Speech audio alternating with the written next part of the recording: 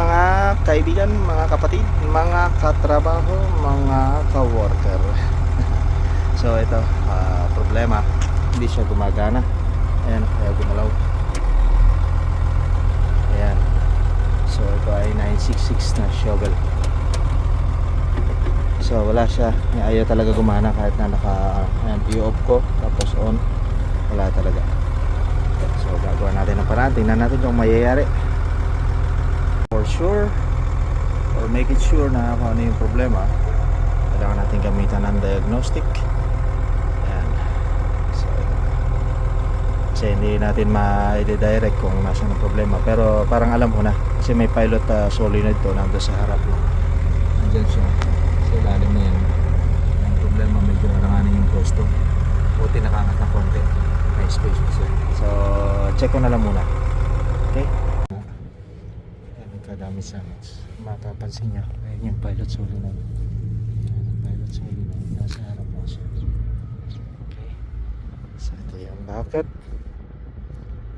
Ayan, ito yung front differential sa pagpipas nya. Ayan siya. Ayan, ayan siya. Yan ang pilot valve. Ada pilot valve ba? Pilot valve.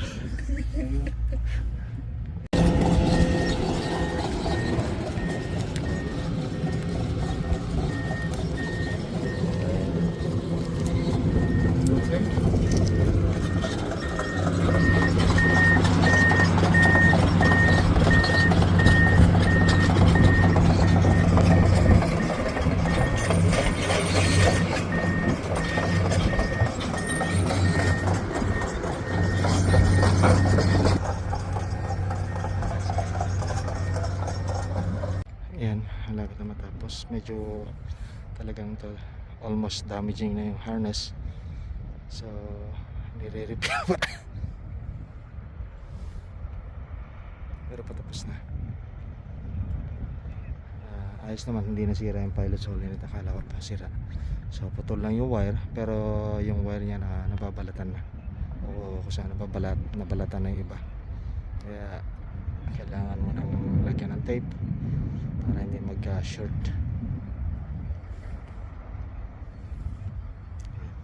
Ayan. Ay ginagawa namin, pero patapos na. Ito naman yung happen. If you are going to see, where is the pilot? Okay, this is the pilot solenoid. Here is open wire. Okay, that's the error I've seen. And if you are going to see the hour reading, okay, the hour reading,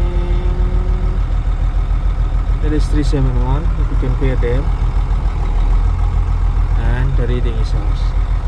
That's the previous or a new error that can cause of a hydraulic system disabled. Okay, but right now it's working, as you can see.